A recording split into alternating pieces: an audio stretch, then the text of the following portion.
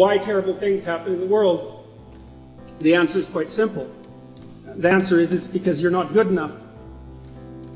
And it's because you don't tell the truth. And you know it.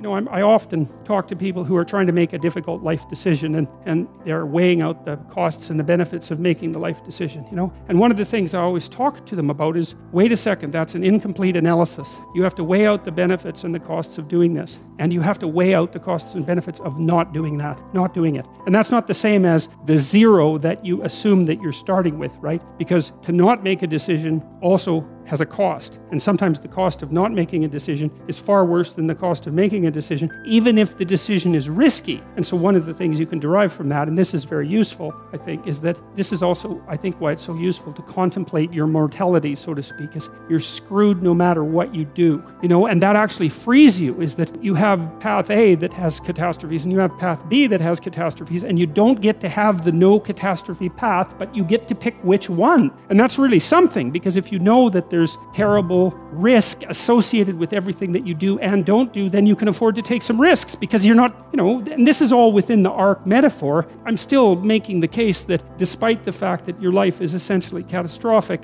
you can make a covenant with the highest ideal, and that will take you through it the best way possible. I'm still making that case.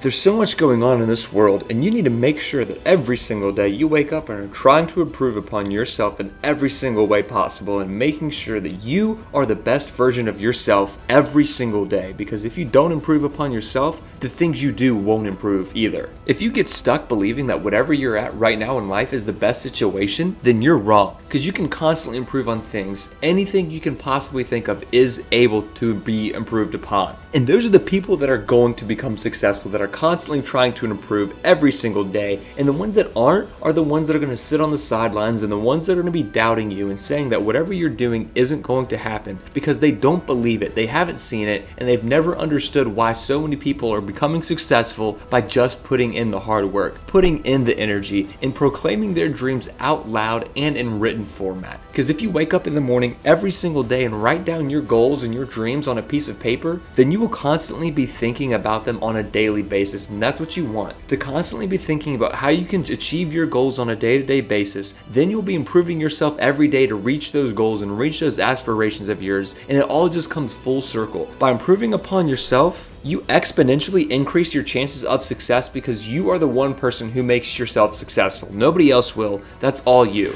And human beings are in principle made in the image of that logos. And that's why we can speak things into being. And we do. And when you speak truth, then you speak paradise into being. And when you speak falsely, you speak hell into being. And that's the truth. And what that means is that with every decision that you make, you decide for yourself and for everyone else whether you're going to tilt the world a little bit more towards hell or a little bit more towards heaven. And that's the burden you bear for your existence and the choices that you make as you pass through life. And it's the fleeing from that that's at the bottom of the nihilism of postmodernism and the escape into the totalitarian certainties of idol worship. And none of this is fictional, because we've seen the consequences. You got to know that there are differences in intelligence. It's really important. If you go into a job and you're not smart enough for that job, you're going to have one bloody miserable time. And you're going to make life wretched for the people around you, because you won't be able to handle the position. And as you climb hierarchies of competence, the demand on fluid intelligence increases. And so unless you want to fail, you don't put yourself in over your head. Well, what's over your head? Well, that's a tricky thing to figure out. I mean, you have to figure that out with intelligence, you have to figure it out with conscientiousness, you have to figure it out with creativity, you have to figure out with stress tolerance, with agreeableness, because you want to go into a cooperative environment and not a competitive one if you're agreeable, and with neuroticism, you probably want to keep the stress level of your job relatively low, because those are all places that you can break down. And most people have at least one significant weakness in their intelligence personality makeup, and you got to be careful not to place yourself in a position where that's going to be a fatal flaw. But what you really want to do, as far as I can tell, if you want to maximize your chances for both success and, let's say, well-being, is you want to find a strata of occupation in which you would have an intelligence that would put you in the upper quartile. That's perfect. Then you're a big fish in a small pond.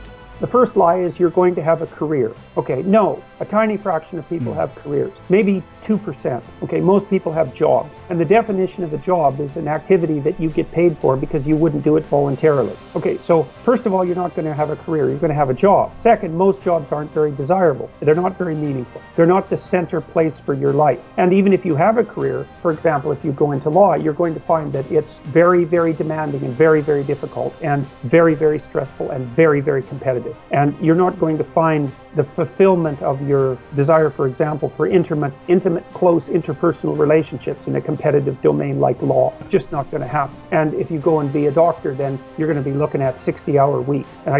So careers are exceptionally demanding. You're never done. You're always working. And jobs are, people pay you to do jobs because the jobs are difficult and unpleasant and require responsibility and difficult decisions. Okay, so that's the first lie.